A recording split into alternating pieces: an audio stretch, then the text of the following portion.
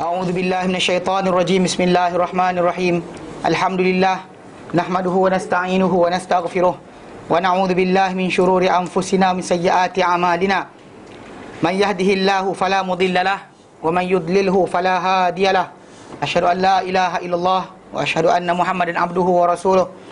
Allahumma salli ala Muhammad wa ala ali Muhammad kama sallaita ala Ibrahim wa ala ali Ibrahim wa barik ala Muhammad wa ala ali Muhammad kama barakta ala Ibrahim wa ala ali Ibrahim fil alamin innaka Hamidum Majid.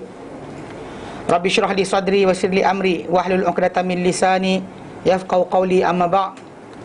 Alhamdulillah, kita bersyukur kepada Allah Taala kita dapat lagi bersama untuk kita meneruskan kelas pengajian kita berkenaan dengan tafsir.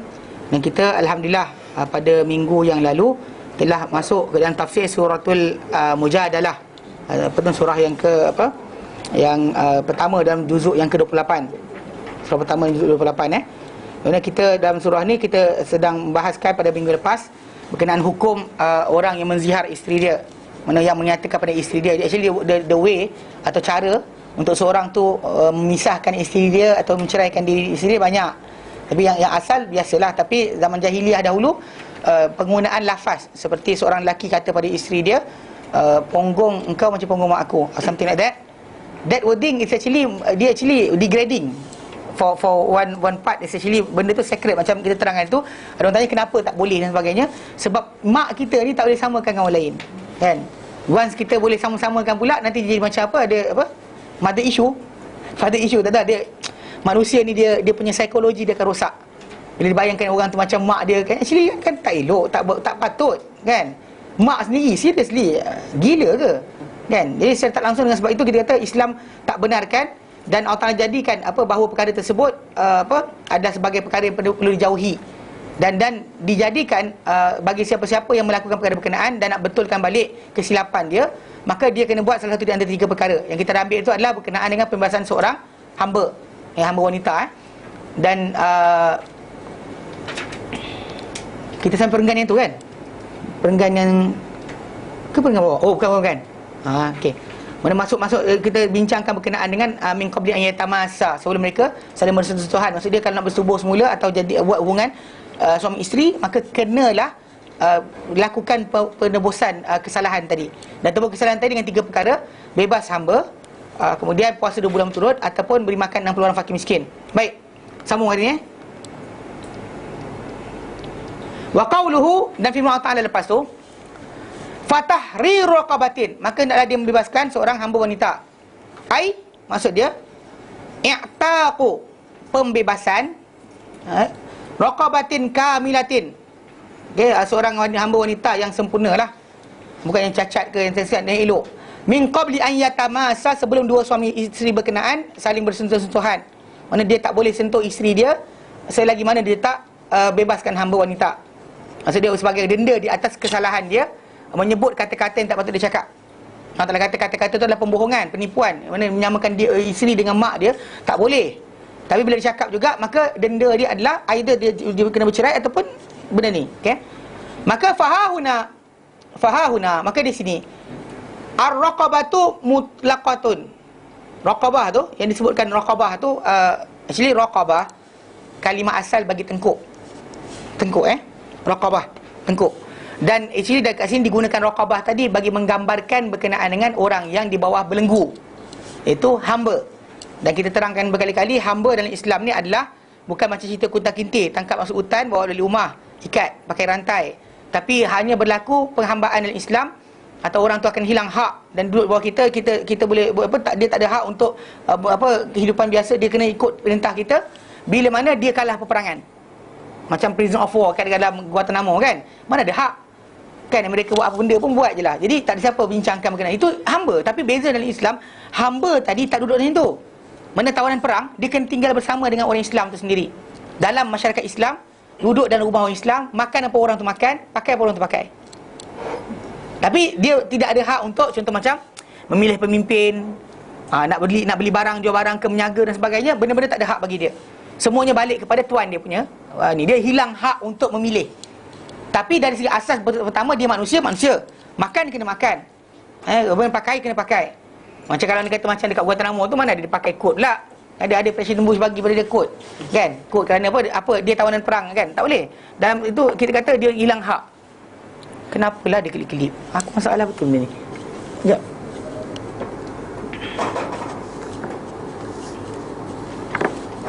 Ya, tak kelip kot. Okey. Saya kelip je. Saya jadi kelang kabut. Jadi boring. Okey. Baik. Jadi maka di sini yang dimaksud sebut dengan apa tawanan perang, apa raqabah tu mutlaqah, dilafazkan dengan tanpa sebarang perkaitan, ghairu muqayyadah, itu tanpa dikaitkan dengan iman. Sebab ada Allah Taala sebut dalam Quran, dalam ayat lain, contoh macam berkenaan dengan tajuk pembunuhan dan sebagainya. Kalau orang tu bunuh orang, denda dia boleh sampai peringkat mana menimbahkan hamba yang beriman. Mana hamba yang beriman, yang masuk Islam tapi masih dalam tawanan. Orang macam tu yang akan dibebaskan. Mana bila dikaitkan dengan tajuk hamba wanita saja, any hamba wanita, tak kira kafir ke, mukminah ke, tak kisah. Tapi bila dalam ayat lain ada Allah Ta'ala letakkan kafarah tadi, bagi orang-orang yang membunuh ni, dia terikat dengan hamba yang dibebaskan tadi, mesti hamba yang beriman. Actually payah nak cari. Kalau hamba saja tawanan perang, actually kita boleh pilih, kan? Tapi bila tawanan perang tadi yang beriman, ada masalah. Tapi sekarang banyaklah yang kod Guantanamo tu, siapa ada duit bayar. Actually bila kata bebaskan hamba, maksudnya dia lepaskan dia daripada belenggu penghambaan ataupun menjadi tawanan perang tadi. Mana prison of war tu kita bebaskan dengan bayaran dan sebagainya. Tu kadang-kadang orang pelik, tiba-tiba ada orang terlepas, terkeluar. Tu pasal ada bayaran lah, diterima. Ada yang pasal dia orang tak ada ditahan tanpa bukti, dan mereka ditahan kerana ketika bertempur dengan Amerika Syarikat di Afghanistan atau di Iraq dan sebagainya. Dan sebenarnya memang dia ada hak lah. Amerika masuk itu bukannya ni prison of war, dia bukan sama macam orang bunuh biasa. Dia ada hak lain, hak yang berbeza, mana yang pertahankan negara dia dan sebagainya. Maka dalam dia tertawan tadi, dia tak ada, dia actually kena hidup macam biasa. Dia bukan penyenayah. Penyenayah macam orang yang bunuh tanpa sebab. Ya, penyenayah, tapi dalam peperangan tidak. Dia bukan macam tu. Bahkan tak boleh diadili orang-orang di Guantanamo tadi di mahkamah perang dunia. Mahkamah dunia tak boleh. Sebab mereka bukannya penyenayah. Mereka ada hak sebagai seorang manusia biasa. So sebab kenapa dalam Islam tawanan perang tu macam tu dah. Dia duduk dalam keluarga kita, duduk, jadi kita letaklah bilik kecil ke kat rumah, kan, suruh dia kerja kat situ, angkat balak ke, kan, angkat balak, kan, angkat kayu ke dan sebagainya, kita pulang. Yang pentingnya dia actually punya kehendak limited kepada apa yang kita benarkan. Itu je maksud dia. Tapi makan pakai kena bagi. Tak ada macam ikat dengan rantai, lepas tu sebat-sebat, tak ada. Zaman jahiliah diorang buat, zaman Islam tak ada. Bahkan itu sebab kenapa dalam zaman Islam bila berlaku penawanan perang, banyak tawanan perang masuk Islam. Banyak tawanan perang masuk Islam. Even actually dibuktikan dengan apa yang berlaku di Afghanistan. Wartawan-wartawan kena tahan dengan Taliban, tu kan jahat, pukul perempuan dan sebagainya. Tiba-tiba balik-balik masuk Islam. Tak pening kepala ke? Kan takkan kita macam out of the blue dia dapat duit ke? Ada saudara Arab kot bagi dia duit supaya dia masuk Islam. Ini kita kata orang yang tak faham, kan, kita kata sebab cara tadi, pasal dalam Islam yang orang yang jadi tawanan perang tadi, dia ada hak hidup dia dan sebagainya, makan dia terjaga. Bukannya jadi macam tawanan perang yang berlaku zaman sekarang ni. Ini semuanya tak ada adab dipanggil. Ya, adab di Islam ni kita ada adab. Berperang pun ada adab. Kan, masuk tandas ada adab. Bergaduh pun ada adab. Kan, actually dalam Islam kita boleh bertekak dengan orang, kita tak suka orang boleh. Tapi dalam masa sama kita boleh pulau dia lebih 3 hari. Itu Nabi kata tidak halal untuk seorang Muslim untuk memulaukan saudara lebih 3 hari. Maksudnya anda boleh berbalah dengan orang, tak puas hati dengan orang, tak ada hal. Pasal Islam masih lagi terima anda punya keinginan untuk tak puas hati dengan orang. Tetapi jangan lebih 3 hari. Jangan. Mana kalau orang tu bagi salam, jawab. Macam gitu pula, tarik ke tengkuk dan sebagainya, kan. Itu kurang ajar nama dia. Tak boleh.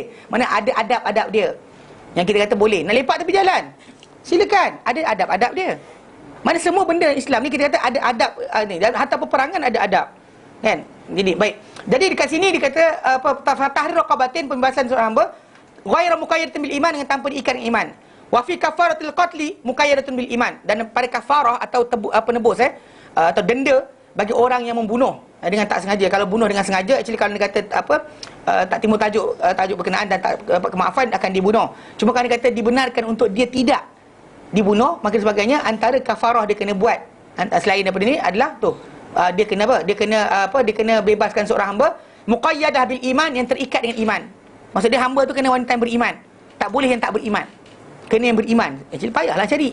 Kan dalam Guantanamo tu bukannya ada jantan, ada perempuan, kan? Ada perempuan? Ada tak okey, ada duit bayar. Okey. Faham al-Syafi'i, maka Imam Syafi'i rahimahullah hamala, telah membawa ma utliqaha huna ala ma qayyidahu hunaka litihadil mujib. Tapi Imam Syafi'i rahimahullah, dia telah membawa ma utliqaha huna, apa yang diletakkan secara general, itlaq, tanpa sebarang perkaitan sifat di sini dalam ayat ni, ke atas apa yang dikaitkan dengan sifat khas, itu iman di sana dalam ayat tentang pembunuhan. Maksud dia, Imam Syafi'i kata, kenapa litihadil mujib? Kerana satunya matlamat ataupun benda yang mewajibkan dia. Itu satu tu orang tu kita kata matlamat dia untuk mendenda orang berkenaan. Maka dengan sebab itu kita kata denda tadi disamakan. Wa huwa itqur raqabah, itu pembebasan seorang hamba. Okey. Wa tadadha fi dhalika bima rawahu an Malik bi sanadihi, dan dia kuatkan, Imam Syafi'i kuatkan fi dhalika, pada demikian, untuk berpendapat bahawa dekat sini hamba tu mesti hamba beriman juga. Sedangkan kalau ikutkan lafaz di sini hamba wanita tanpa kaitan iman ke tidak. Tapi dalam ayat tentang pembunuhan, hamba wanita yang beriman.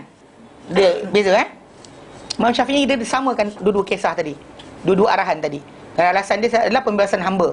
So tak kira mukminah ke sekian. Dan dia sokong, dia wa'tadha bi dzalika, dan dia menguatkan pada demikian bima rawahu, dengan apa yang dia riwayatkan an Malik, daripada Malik bin Anas, Imam Malik guru dia, bisa nadih dengan sanad dia sendiri, an Muawiyah bin Hakam As-Sulami, daripada Muawiyah bin Hakam As-Sulami, fi qissatil jariyatis sauda, berkenaan dengan berkenaan dengan wanita yang kulit hitam, yang kulit hitam. Yang ni kisah berkenaan dengan tajuk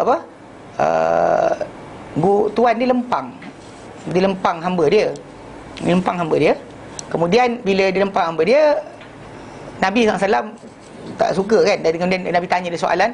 Lepas soalan dituju kepada wanita berkenaan dan terbukti dia beriman, maka Nabi kata, a'tiqha, lepaskanlah dia, bebaskanlah dia, fa innaha mu'minah, kerana dia beriman. Kerana dia adalah seorang yang beriman, maka bebaskanlah dia. Nabi suruh. So jadi Imam Syafi'i gunakan dalil ni untuk menyokong lagi bahawa yang wanita yang dibebaskan dia mestilah mukminah. Bukan hamba-hamba wanita saja. Okey, wa qarawahu Ahmad fi musnadihi, dan hadis ini diriwayatkan oleh Imam Ahmad dalam musnad beliau, dan Muslim dalam sahih beliau. Maksud dengan lafaz berkenaan. Tapi jumhur para ulama berpegang dengan tajuk lafaz ini lain. Yang tu bunuh, yang ini zihar, tak sama. Ini zihar hanya lafaz yang dikatakan oleh seorang lelaki kepada isteri dia. Yang itu bunuh orang. So memang confirm lah itu lagi berat banding dengan yang ini. Yang di sini mana syarat berkenaan iman tadi tak sama. Dan bahkan hadis yang datang berkenaan dengan disuruh Muawiyah bin Hakam As-Sulami supaya bebaskan hamba dia, kerana Nabi bebaskan dia sebagai gantian bagi tajuk dia lempang hamba dia. Bukan masalah kerana dia zihar atau dia bunuh orang. So Nabi kata bebaskan dia kerana dia wanita yang beriman. So sebab iman je, sebab Nabi denda. Kalau tidak mungkin denda yang lain dia kena. Yang hadis Nabi tanya dia di mana Allah. Ya, saya. Okey, pasal itu dia kadang-kadang tuan marah sangat. Macam tu sekali, mana denda Rasul letakkan, mana tuan tu pukul hamba dia dia dapat lepas merdeka. Ini kalau kunta kintir tu sebat 10 kali tak lepas ikat tangkap pula, ikat dengan rantai. So dalam Islam tak ada. There's no such thing as perhambaan yang digambarkan oleh barat. So kita ada perhambaan, tapi tajuk dia apa? Hamba tu duduk rumah kita, makan apa kita makan, pakai apa kita pakai. Kalau dah jadi hamba orang kaya, puas hati jaket mahal kan. Kasut kan kasut Clark kasut Clark. Dan tuan dia pakai apa? Sebenarnya arahan Nabi SAW. Arahan Nabi, dia makan apa kau makan, dia pakai apa kau pakai. Semua tak nak ambil hamba lah yang tu kan. Tak nak ambil hamba tu kena ambil duit. Cik benda tu betul. Pasal matlamat asal dalam Islam, dia benarkan orang tersebut tinggal supaya dapat sampai dakwah, supaya orang tu dapat lihat Islam ni macam mana. Kadang-kadang orang lihat Islam dari luar, tak tahu apa benda dalam. Benda dalam tu tak tahu. Macam datang yayasan taklim pun takut-takut kan. Dengar kata Wahabi. Masuklah dulu kan. Enter first kan. Dengar dulu apa yang disampaikan. Tak ada ajar sembah berhala dia. Dan tak suruh macam sujud kaki ustaz ke, tak ada. Tak suruh buat macam tu. Tak minta duit pula lagi. Seriously. Bagusnya kita orang. Contoh macam tu lah. Ini bukan buat lagak sombong, tapi maksud dia, dan dari wording tadi tak ada benda pun. Dengar dulu. Belajar, dengar dulu. Okey. Jadi dia kata kat situ, wa qauluhu dzalikum tu'adu nabih. Apa yang disuruh kat tu, itulah kamu dinasihatkan dengannya. Ai tazjaru nabihi, kamu diperingatkan dengannya. Kamu dibimbing dengannya. Maksud dia Allah Ta'ala berikan arahan tadi, buat. Wallahu, Allah Ta'ala bima ta'maluna khabir, dengan apa yang kamu lakukan amat luas pengetahuan. Maha luas pengetahuan. Maksud dia khabirun, dia maha mengetahui atau maha luas pengetahuan. Bima yuslihukum, dia dengan benda-benda yang akan memperelokkan kamu. Walaupun dalam ikut akal kita, aku buat kerja salah, apa hal dia pula merdeka? Pernah tanya tak? Kan? Yang salah ni, yang bersalah, yang bercakap dia, yang kena kezaliman ni, apa hal pula orang tu yang kena bebas? Pernah terfikir tak? Tak ada kerja lain, kita tu apa salah dia kena bebas? Sebab ini arahan Allah Ta'ala. Allah Ta'ala tahu kenapa. Macam bila Allah Ta'ala kata pada para malaikat, apa? Inni a'lamu, qala inni a'lamu ma la ta'lamun, aku tahu apa yang kamu tak tahu. Bila malaikat persoalkan kan. Bahkan bila para ulama bahaskan tentang tajuk ni, macam mana, kenapa Allah Ta'ala kata pada para malaikat, aku tahu benda yang kamu tak tahu. Dan apakah kedudukan manusia ni yang boleh menyebabkan malaikat ni actually kena perakui. Ini boleh kita lihat dalam hadis yang datang. Contoh macam hadis datang berkenaan Arafah, tentang hari Arafah. Hari Arafah adalah hari di mana orang-orang akan berkumpul di padang Arafah, itu 9 Zulhijjah, dan wukuf di situ sampai petang. Okey, dan kita kata ketika wukuf berkenaan, Nabi sebut dalam hadis yang sahih, Nabi kata tidak ada mana-mana hari yang manusia paling banyak dibebaskan daripada neraka berbanding dengan hari Arafah.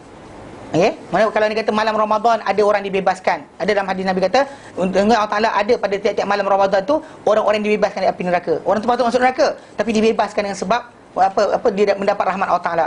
So jadi macam juga Nabi kata tidak ada mana hari yang paling banyak dibebaskan seorang daripada neraka berbanding hari Arafah. Dan Allah Ta'ala pada hari berkenaan akan melihat kepada orang-orang yang datang kan, kusut masai berdebu, datang haji dan sebagainya, pergi wukuf, lalu datang ke situ, Allah Ta'ala kata kepada para malaikat, tengok hamba-hambaku tu. Allah Ta'ala kata, dia orang takutkan aku, harapkan rahmatku, takutkan azabku, sedangkan mereka tak nampak aku. Kan? Mereka takut syurga, mereka nampak ke? Tak. Enakkan syurga, nampak tak? Tak nampak. Mereka takutkan neraka, nampak tak? Tak. Tapi mereka takut. Nak syurga, nak.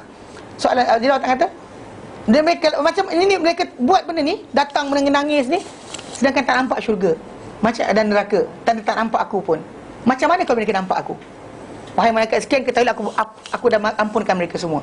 Aku ampunkan mereka semua. Para ulama katakan daripada hadis ni, dan dia sokong berkenaan tajuk macam beliau kata pada malaikat, inni a'lamu ma la ta'lamun, aku tahu benda kamu tak tahu. Manusia ini adalah makhluk yang boleh sampai level yang lebih tinggi. Actually berbanding dengan malaikat, malaikat adalah makhluk yang lihat semua benda. Kan Adam jadi pun dia tengok. Kita ni tak nampak pun Adam jadi macam mana. Kita jadi macam mana pun kita tak nampak. Mana ada orang nampak dia jadi macam mana? Kan? Jadi ada orang nampak jadi macam mana? Angkat tangan. Maksud dia jadi macam mana, alam dia tak tahu. Tapi dalam masa yang sama kan, dengan tidak limitednya pengetahuan dia dari segi masalah benda-benda ghaib tadi, namun begitu dia boleh bina keimanan dia, takutkan Allah Ta'ala walaupun tak nampak. Sedangkan para malaikat nampak satu sama lain. Faham tak? Bila roh dan sebagainya nampak.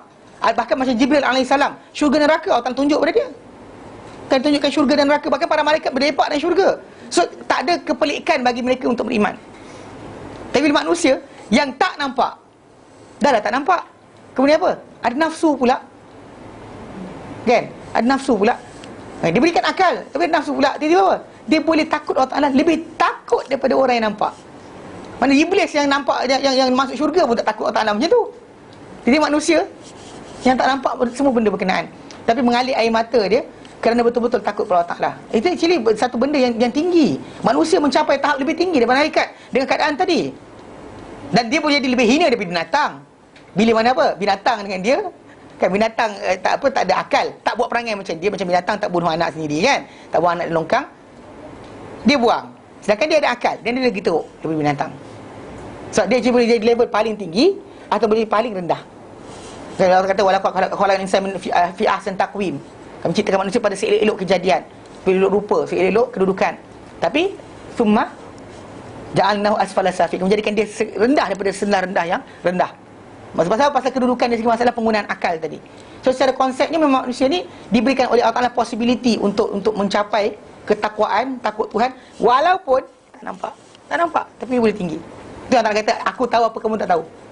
Dengan sebab itu kita kata, bila Allah Ta'ala kata macam tu pada para malaikat, dan terbukti bila Allah Ta'ala tunjuk dengan malaikat, tengok tu, hamba-hamba aku tu. Dia tak nampak aku. Dia takutkan azab aku, dia nakkan rahmatku. Sedangkan dia tak nampak aku. Macam mana agaknya kalau dia nampak aku? Masa dia Allah bersoal pada para malaikat, Allah kata, ketahuilah aku ampunkan mereka semua. Itu menunjukkan bahawa kedudukan yang apa yang akan datang yang kita tak tahu, tapi Allah Ta'ala tahu. Maksudnya kat situ dia kata keistimewaan manusia ni.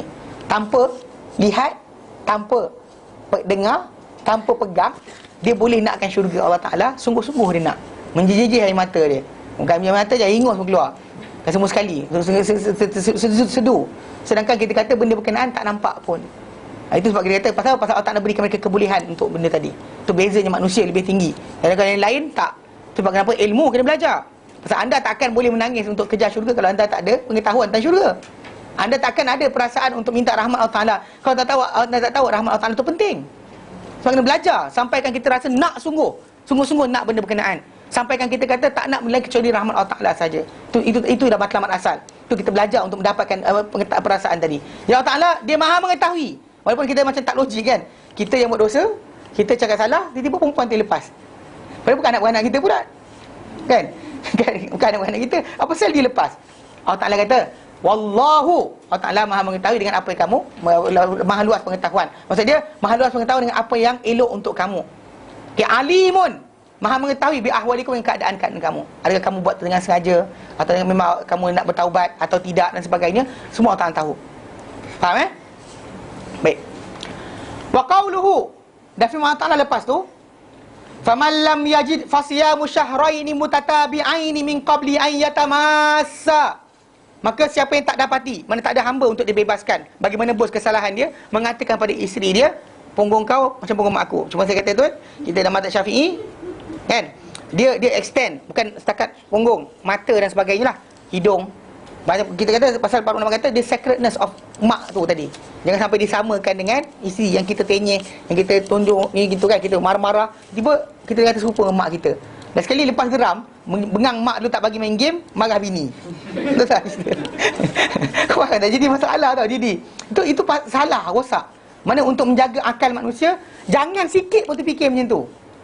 Nak jaga langsung, jangan sampai ada sikit cenderung di situ. Dia rosakkan apa? Kepribadian Muslim atau mukmin tadi, orang tu akan rosak. Dan segi akhlak akan keji, tak elok. Okey? Faham Jadi kata apa? Maka barang siapa tak dapati hamba untuk dibebaskan, fasyamu syahraini mutatabi'aini min qabli ayyatamassa. Maka nak dia berpuasa 2 bulan berturut-turut, mutatabi'ain, berturut-turut, min qabli ayyatamassa, sebelum mereka bersentuh-sentuhan. Ya, bermaksud 2 bulan berturut-turut tadi straight. Kalau dia terbatal je 1 hari, start over balik. Dia berkosong balik, zero. Dan actually macam ni saya terangkan dulu, saya kata apa? Matlamat Al-Quran, ini berasal pada hikmah. Kenapa Allah Ta'ala perintahkan puasa? Kan mulut aku cakap, pasal aku kena puasa pula. Sebab apa? Sebab nak membaiki balik apa orang kata macam ni. Jiwa manusia yang berfikiran macam tu, dia ada masalah. Atau macam orang yang bunuh orang kan, dia akan trauma. Jadi untuk membaiki jiwa dia, puasa adalah terbaik. Saya kata dulu ada seorang doktor di Rusia dia buka klinik untuk ubat orang gila. Cara dia puasa. Nama doktor tu Yuri Nikolaev. Buka je, ada dalam Google, ada, jumpa. Ini bukan rekaan, ini betul-betul. Yuri Nikolaev. Dia paksa orang berpuasa sampai orang gila jadi sihat balik. Tapi kaedah puasa dia, saya tak tahu macam cara dia buat. Tapi dia bagi orang tu puasa sampaikan dia sihat semula. Kadang-kadang ada manusia ni dia sakit sebab saraf dia tak betul connection balik. Dan kita kata nak bedah saraf tak boleh. Kita boleh bedah benda lain tau. Bedah saraf nak cantumkan balik tak boleh. Kalau orang dah putus kan, macam link kan, nak cantum balik suruh jalan balik tak boleh. Kalau saraf ni dia punya connection dalam tu adalah elektrik. Kan elektrik, kita sentuh sini rasa kat otak kan, kita rasa dia beritahu panas ke sejuk. Dia ada electrical punya lebih laju, lebih dari 400 km sejam. Jadi kalau terputus tu tak ada dah highway baru, cantum balik, ingat suka hati je. Okay, jadi sekarang ni bila orang tu rosak, dan kita tahu bahawa bila berpuasa, sel-sel kita yang lama akan diganti dengan sel baru.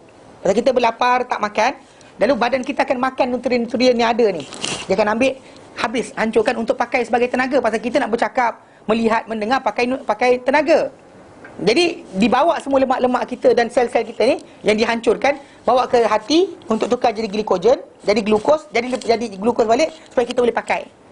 Faham tak? So maksud dia bila kita berpuasa, badan kita akan dihancurkan. Termasuk antara yang dihancurkan adalah apa? Sel-sel saraf yang rosak tadi. Dan bila kita kata orang tu dah sel rosakkan, dia makan pula benda baru, makanan untuk apa kita kata sustain nyawa dia. Makanan tadi punya protein dan sebagainya akan dihantar untuk bina balik blok-blok yang rosak.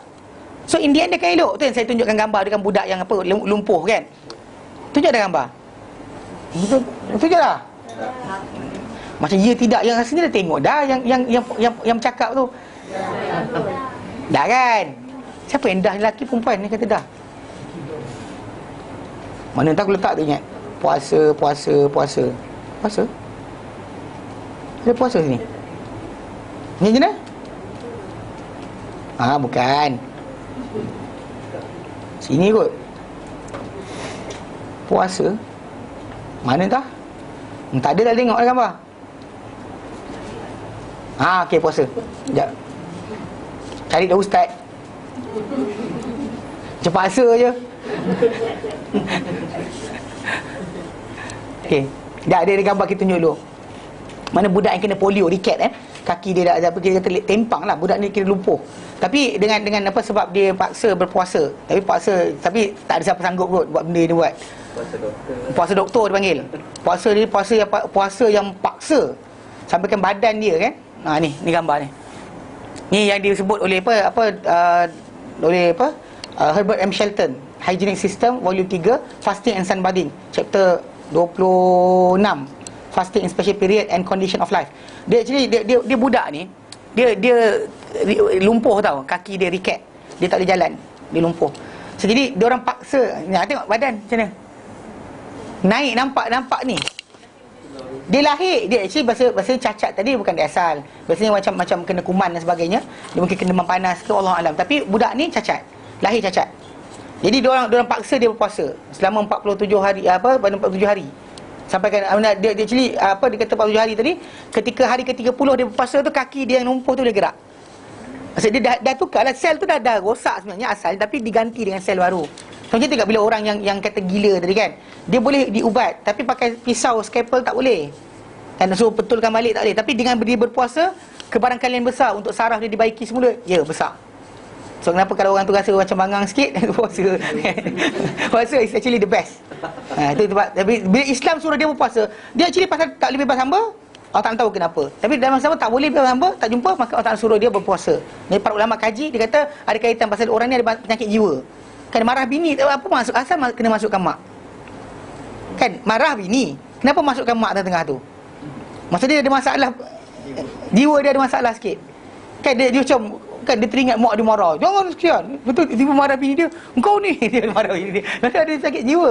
So jadi Islam sudah puasa, so that dia akan hilang penyakit berkenaan sebenarnya. Maksudnya kata budak ni asal lumpuh kan, pada hari ke-30 tu dia boleh duduk. Dia duduk. Kemudian sekian dan actually 4 bulan lepas daripada puasa tadi, dia boleh tegak berjalan. Actually gambar yang dia ambil ni gambar tahun 48. Actually dia berjalan umur dia dalam umur 10 tahun. Dia tak lumpuh lagi.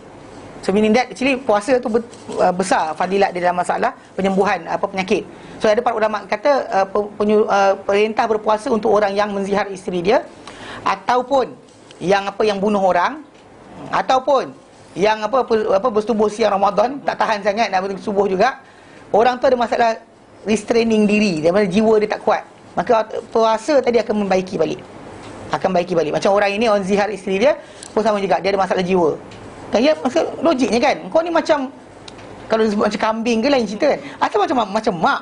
Dan actually lafaz tadi bukan lafaz time gurau, time tengah marah. Faham tak? Time tengah marah, lafaz ni untuk time tengah marah. Yang kita tak sepatutnya keluar kalimah macam tu, menyamakan mak dia dengan orang berkenaan kan. Pada orang tu dia tidur, tapi mak dia samakan perempuan dengan mak dia, tak boleh. Jadi dengan sebab tu Allah Ta'ala suruh puasa 2 bulan. Faman lam yastati', barang siapa yang tak mampu untuk berpuasa, okey, fa it'amu sittina miskina, maka hendaklah dia beri makan 60 orang miskin. Okey, dan kita sebut dah berapa jumlah tu kan, 100 apa 100 kilo, 140 apa 144 kilo. La ilaha illallah wa syarikalah. Ingat tak? Yelah, 24 kilo tu untuk satu cupak. Kan satu sok kan. Satu tu. Tapi mana kali dengan tu, pasal dia 60 orang. 60 orang. Sesama dengan 144 kilo. Tulis 144 kilo.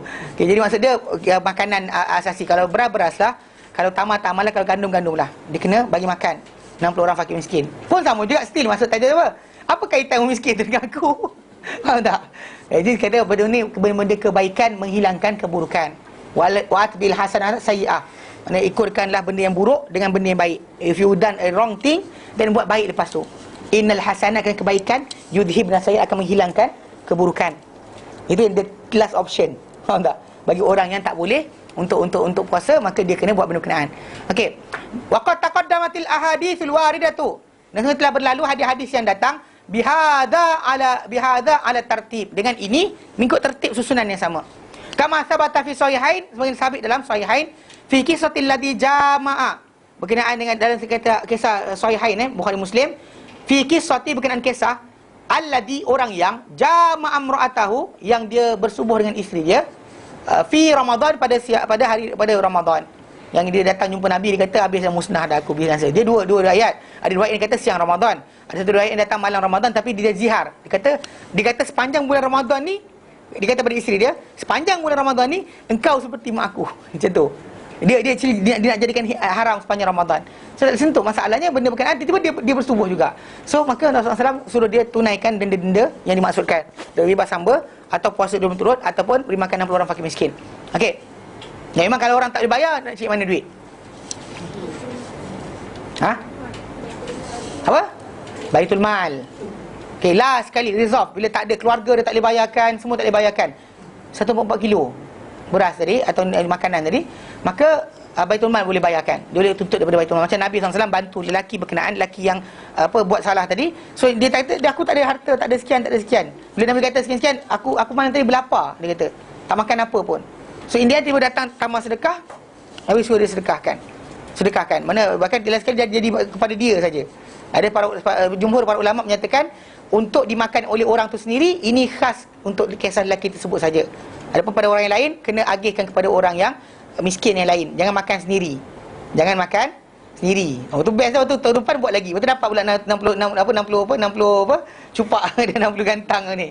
60 cupak makanan. Mana boleh? Maksud dia, benda tu bukan untuk lelaki berkenaan saja. Jumhur para ulama mengatakan untuk lelaki berkenaan saja. Dia ada perkara-perkara tertentu yang kadang-kadang para sahabat Nabi SAW, Nabi kata one off untuk dia je. Macam kes orang yang menyembelih pada siang hari raya tu, disembelih awal. Lepas tu bila nak cari nak sembelih sekali lagi, tak ada dah binatang lain untuk sembelih kecuali yang muda daripada umurnya. So Nabi kata boleh untuk kau, tak boleh untuk orang lain. Ini benarkan dia untuk dia je buat macam tu. Mana menyembelih binatang yang tak cukup umur untuk korban tak sah. Jadi masa dia dah habis tersembelih awal, maka bila nak sembelih kali kedua tak ada binatang kecuali yang muda. So jadi Nabi kata dengan dia, boleh untuk kau, tak boleh untuk orang lain. Untuk dia je. Itu ada kisah macam tu. Jadi macam kisah macam lelaki ni, walaupun tak ada lafaz berkenaan, para ulama membawa kisah ni macam kisah yang berkenaan. Kalau tidak, ni kan masalah umat Islam kita ni kan perangai tak senonoh. Separuh tu, bila dia buat salah, dia cari jalan untuk apa? Tak payah buat. Tahu? Kalau kena kita bagi fatwa, dia boleh makan sendiri. Dia lepak pergi Baitul Mal minta duit, lepas tu dia makan kat rumah. Lepas tu besok dia buat subuh lagi, lepas tu dapat duit lagi. Tak gila?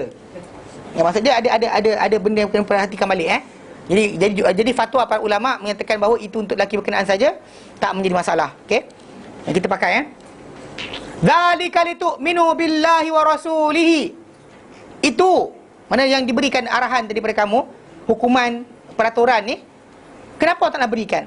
Litu'minu billahi wa rasulihi, supaya kamu beriman dengan Allah dan juga Rasulnya. Maksud dia supaya Allah Ta'ala jadikan kita ni ada aturan. Contoh macam ni, kalau dia kata datang Allah Ta'ala, Tuhan kita Muhammad, utusan Allah Ta'ala, tapi tak ada arahan dan larangan. So jadi manusia tu akan kata, saya mukmin, saya Muslim. Tak tahu apa tanda dia. I believe Muhammad SAW, tapi nothing about practice of Islam. So jadi Allah Ta'ala nak buktikan kepada kita, atau bagi kita tahu bahawa kita ni ada obligation terhadap iman yang kita imani. Maka dengan sebab itu Allah Ta'ala berikan kepada kita peraturan. So dengan peraturan tadi kita tahu adakah kita ni mukmin atau tidak beriman lagi, atau kita memang nak melaksanakan perintah Allah Ta'ala, ataupun kita seorang yang memang tak suka dengan perintah Allah Ta'ala. Bagi seorang mukmin, dia merasakan setiap arahan Allah Ta'ala adalah kebaikan. Hatta hukuman pun dia kata kebaikan. Itu yang kita lihat pada apa yang berlaku pada zaman Rasulullah SAW dahulu. Bila mana ada di kalangan para sahabat yang contoh macam kisah Ma'iz, kan, ada seorang lelaki Rasulullah SAW dahulu, dia jumpa Rasulullah, dia kata, Rasulullah, aku telah berzina, bersihkanlah aku. Dia kata macam tu. Bila dia cakap macam tu, Nabi SAW kata agak je kau cium je kot, agaknya kau pegang je kot, kau gila kot. Nabi halau dia. Nabi halau. Nabi saja cakap tak nak terima dia punya pengakuan. So dia keep on going, datang sampai last sekali Nabi tanya kampung dia ni gila ke? Tak patut. Actually perbuatan dia minta supaya dihukum is actually considered as pelik. Kemana dia minta dihukum, tapi dia rasa benda tu baik. Faham tak? Mana zaman Rasulullah dahulu boleh kata keseluruhan kes-kes yang berkaitan dengan tajuk hukuman zina, sebat dan sebagainya kan, atau rejam sampai mati, berkaitan dengan tajuk ni yang perlu 4 saksi, yang tak dapat 4 saksi, memang kesemuanya berlaku dengan pengakuan mereka. Dia datang jumpa Rasulullah, dia kata Rasulullah aku buat benda sekian. Tak ada siapa paksa dia. Kalau dia diamkan pun tak ada siapa tahu pun. Bahkan kalau dia tipu pun tak ada siapa boleh check. Cuma macam seorang wanita yang lepas Maiz kena, datang seorang wanita daripada kabilah Qamidiyah kan, dia actually dia datang dan mengaku juga. Bila Nabi nak halau dia juga, nak kata agaknya kau tak betul kot. Tahu dia kata apa? Dia kata aku mengandung anak zina. Aku tahu kau nak halau aku, tapi macam kau halau sahabat kau hari tu. Ni Nabi dia tunjuk aku mengandung. Dia kata. Nabi kata kau salah, anak kau tak salah. Pergi tunggu sampai anak. Dan within that point dia boleh tarik balik, tahu pengakuan dalam Islam boleh tarik balik. Maka dia kata saya silap hari tu, sebenarnya ada orang rogol saya ke. Kalau dia cakap macam tu, lepas 9 bulan ada masa untuk dia ubah pendirian. Nak kena hukum kalau dia lari tak kena. Dan ketika dia hukum kalau dia lari pun tak kena juga. Faham tak? Pasal Maiz dia lari, Nabi marah pasal sahabat kejar dia dan rejam dia. Nabi kata kenapa tak bawa jumpa aku? Mana pasal dia pasal disabitkan kesalahan dia dengan apa? Perakuan, dengan confession dia sendiri. Maka sebab itu kita nak laksanakan hukum kat atas dia pun macam tu juga. Bergantung tengok kalau dia kata tu tarik balik. Pasal hukuman sebenar dalam Islam di akhirat, bukan dunia. Dunia ni untuk apa tahu? Apa yang dilaksanakan oleh kerajaan dengan arahan Allah Taala. Allah Taala suruh buat ini untuk menjadikan dunia ni orang kata aman. Tidak ada berlaku contoh macam orang tak melanggar hak orang yang lain dan sebagainya, atau berlakunya kerosakan dari masalah keturunan, maruah, ataupun berlaku kerosakan masalah akal, ada sebat untuk orang yang minum arak kan. Semua sekali Allah Taala letakkan supaya terjaga alam ini, masyarakat dengan undang-undang tadi. Macam kita ada undang-undang kan, dadah. Kenapa bunuh orang dadah? Misal dadah? Atau orang yang mengedar dadah 200 gram. Tahu 200 gram banyak mana? 200 gram. Ini berapa gram? Kalau benda tu cair, banyak ni. Kalau benda cair banyak ni. Ini 230 ml. Kan dia actually liter dengan ini kan sama. Air adalah benda yang paling ni. Okey, siapa boleh pegang benda ni rasa banyak ni lah benda tu. Benda tu lah banyak ni. Barang tu banyak ni. Lebih kurang. Gantung lah. Siapa telefon lagi ni? Cakap tadi. Okey. Mana maksud dia akan digantung sampai mati. Kan kita ada peraturan. Kenapa? Soalan kenapa buat? Sebab supaya jangan sampai rosak masyarakat benda-benda kan. Macam tu kat Islam. Tapi ini bukan kita reka, Allah yang perintahkan. Dan dalam perintah Allah Taala tadi, Nabi SAW bila pelaksanaan benda-benda tersebut, bagi dia buat dulu. Hatta bagi kata kalau anak dia mencuri pun dia akan potong. Kalau anak perempuan dia mencuri, dia akan potong. Maksudnya bukan benda ni, bukan dia nak, tapi siapa? Allah yang nak.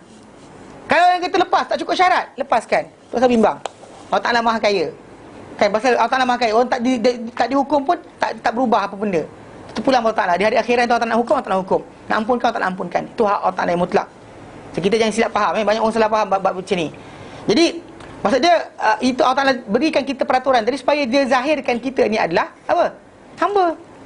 Kan? Itu ai syarakna hadza li hadza. Kami syariatkan ini, perkara ni, yang peraturan ni supaya apa? Supaya kamu beriman dengan Allah dan juga Rasulnya. Supaya kamu buktikan kamu ni mukmin. Pasal benda ni ada daripada arahan Tuhan menjadikan alam ni. Kalau ikut logik macam saya kata kan, dia lafaz, dia kena, asal orang ni bebas. Dia lafaz, dia kena, okeylah, ke atas gigi dia puasa, okey, logik lah. Dia lafaz, dia kena, orang lain kena makan, nampak? Nampak tak konsep tadi? Jadi kita kata, pasal benda-benda berkenaan, kita kata balik pada ketentuan Allah Ta'ala. Wa qawluhu, yang Ta'ala nyatakan lepas tu, wa tilka hududullah. Itu adalah had-had, batasan-batasan Allah. Ni yang saya sebut tadi tu, saya kata dalam Quran Karim, bila sebut tentang hudud, dia balik kepada tajuk kadang pewarisan harta, ni zihar, berkaitan harta anak yatim dan sebagainya, atau berkenaan dengan edah perceraian. Berapa lama nak kena tunggu wanita berkenaan sebelum dia kahwin balik semula, itu pun dikira hudud Allah Ta'ala. Actually hudud ni anything Allah Ta'ala letakkan kadar, jumlah, batasan dan sebagainya, waktu Allah Ta'ala letakkan batasan-batasan dia, itulah yang dikatakan hudud. Tapi aplikasi penggunaan dah sering pakai bahawa hudud tu balik kepada apa? Kepada hukuman jenayah sahaja. Sedangkan sebenarnya bukan jenayah saja, dia merangkumi semua. Anything yang Allah Ta'ala larang, itu adalah hudud Allah Ta'ala. Tak benar benda sekian, hudud Allah Ta'ala. Tak benarkan mengumpat, hudud Allah Ta'ala. So tak boleh orang terlanggar. Okay, ini besar ni, mengumpat tak apa. Tak boleh lah. Kan, yang cilik hudud, tak hudud tadi batasan Allah Ta'ala. Benda yang haram, Allah Ta'ala haramkan itu batasan. Yang tak, jangan over skip. Jangan kita langkah saja kita kena. Tak kira kecil atau besar, tak kira benda tu bersifat jenayah pada manusia atau jenayah kepada Allah Ta'ala. Ada jenayah kepada manusia, ada jenayah kepada Allah Ta'ala. So tak kira mana satu, kecil atau besar, kepada seorang atau ramai, sama aja. Jadi kalau kita dekat sini, lafaz berkenaan tajuk ni, ini hukum ni berkenaan orang tu peribadi, tak ada kaitan dengan orang lain. Dia zihar bini dia, siapa nak sakit perut? Faham tak? Siapa sakit perut dengan dia zihar bini dia? Tak, tapi ini adalah had batasan Allah Ta'ala dalam masalah perkahwinan. So tak boleh seorang berkenaan dia zihar bini dia dan let go macam tu saja. Bahkan ini adalah peraturan Allah Ta'ala. Peraturan Allah Ta'ala, maksud dia maharimuhu. Dia adalah perkara yang diharamkan, perkara-perkara haram yang dia tahu sekatan-sekatan dia. Fala tantahikuha, makanya kamu apa? Mencabulnya. Yang kamu melanggarnya. Ini adalah benda Allah Ta'ala letakkan batasan. Jangan kamu langgar dia. So kalau kita langgar juga dalam benda macam ni, benda dalam rumah yang tak ada orang tahu, apa lagi dengan benda hak manusia yang lain? Faham tak? Lagi dahsyat. Benda yang sorok-sorok macam ni kan, kita boleh sorok-sorok kan, orang tak tahu, kita boleh menipu lagi, kita boleh tak kisah. Apa lagi dengan benda lain? So kadang Allah Ta'ala berikan kita ni cara kepatuhan, dia latih kita patuh dengan sekecil-kecil benda. Benda kecil je, kata-kata, penglihatan, benda sebagainya, itu lebih awal didahulukan banding yang lain. Okey? Walil kafirina adabun alim. Dan untuk orang-orang yang kafir, ingkar, untuk orang yang menentang, yang tak percaya, alladzina lam yu'minu, orang yang tak percaya, walal tazamu, dan tidak mematuhi, tidak patuh bi ahkami hadhihi syariah, dengan hukum-hukum syariat ini. La ta'taqidu, janganlah mereka menyangka annahum najuna minal bala, bahawa mereka selamat daripada sebarang bala. Maksud dia, selamat orang tu.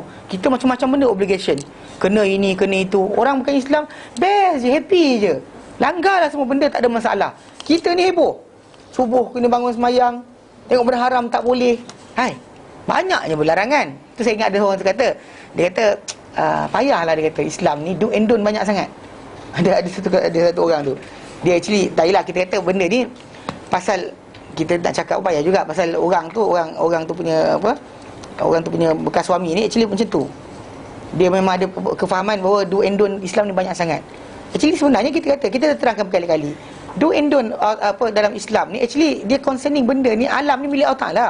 Kita penumpang sahaja, datang tinggal sebentar, 60 tahun, 70 tahun. Kita sepatutnya kena jaga apa kehendak tuan punya tempat. Hotel pun tak boleh bawa durian dalam bilik, jangan bawa kan. Walaupun kita bayar mahal. Hotel 5 star, ada 6 star. Ambil dah 6 star sekalipun. 7 ada. Oh, 7 ada. Serius. Ganas tu. Dubai yang bilik dia emas benda tu Yang ada pipe dia emas dan sebagainya. Gila malam berapa puluh ribu satu malam. Inna lillahi wa inna ilaihi raji'un. Tak, masalah dia macam mati bala sebenarnya, bala. Pasal bila manusia, katakanlah hotel tu paling mahal kita bayar, still dia tulis dekat tu no durian, kita langgar, percayalah cakap saya. Kan? Betul tak? Kita pasal asas dia kata jangan mandi pakai kain pelikat dalam swimming pool.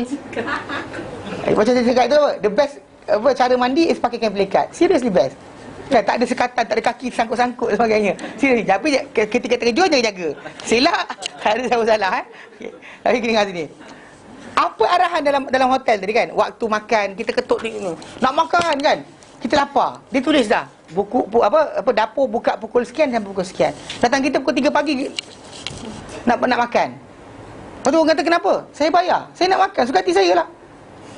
Tak, in the end orang kata apa? Ini betul awak bayar, tapi awak bukannya owner tempat. Kan, when you are not the owner. So maksud dia apa? Anda kena terima apa arahan owner dia. Maksud dia itu cara adab kita. Sekarang macam ni kan masalah orang yang kata do and don't Islam ni banyak sangat lah. Awak tuan punya milik tempat dunia ni, bukan kan? Milik ni apa? Milik Allah Ta'ala. So actually anda tak, kalau kita sendiri pun ada sanctuary, adalah tempat untuk kita, barang kita orang pegang, main-main campak-campak, kita macam apa Muhammad ni main telefon aku kan? Betul? Kan sedangkan dia merdeka, tapi dalam masa sama kita kata perbuatan dia main-main tadi, kita rasa marah. Sekarang ni alam ni milik Allah Ta'ala. Bila dia letakkan perkara larangan dia, siapa kita untuk mengatakan tidak? Maksudnya kita kata, jadi bila orang tu dapat lihat mana dunia ni sibuk do and don't. Sebenarnya do and don't tadi kita rasa macam kan. Ada orang angkat macam mudahnya orang kafir ni. Tak ada masalah apa, makan apa dia nak makan. Bila buka food channel tu kan, semua masakan tu boleh test. Kita Islam ni halal ke tidak ni? Kan? Saya buat halal ke tidak kan? Dia buat apa? World Gourmet yang makan benda satu sudu je. Benda tu makan banyak ni je. Mahal gila. Ada yang ni dia orang buat macam tu kan. Visit us apa benda tu? Saya tak ingat. Yang dia actually culinary art lah, mana dalam pemasakan ni. Masak besar sudu je. Satu sudu habis. Saya kata sampai sekarang saya kata dengan isteri saya, orang ni makan tipu. Dia kata banyak kos. Saya kata kos banyak pun, kalau 5 ketul yang ni aku berpuas. 5 ketul yang aku berpuas. Dia makan satu je. Kan? Tapi mahal kan? Kita nak makan macam tu, tempat-tempat yang tu nak masuk. Tak boleh. Orang masuk tengok cerita dalam filem boleh. Kita tak boleh. Sebab apa? Muslim tak boleh masuk. Sebab apa? Dalam tu ada alkohol dihidangkan sebagainya. Kan kita rasa diri kita macam terkurung. Perasan tak? Tapi memang Nabi kata dalam hadis yang Nabi kata apa? Ad-dunya sijnul mu'min. Dunia ni adalah penjara orang beriman. Dia banyak benda dia tak boleh buat. Tapi wajannatu kafirin. Syurga bagi orang yang kufur. Orang yang kafir itu syurga. Anything, everything, anytime, anywhere nak buat. Tapi kena ingat, Allah kata apa? Walil kafirin adzabun alim. Mana maksudnya la ta'taqidu annahum najuna bil bala. Yang kamu sangka bahawa mereka ni selamat daripada sebarang bala bencana. Kalla, tidak sekali-kali. Laisal amru kama za'amu. Bukanlah perkara berkenaan seperti mereka sangkakan. Ballahum azabun alim, bahkan untuk mereka ada azab yang pedih. Baik, di mana? Fid dunya wal akhirah, dunia dan akhirat. Sebahagian azab dunia dia adalah dia tak boleh makan semua benda.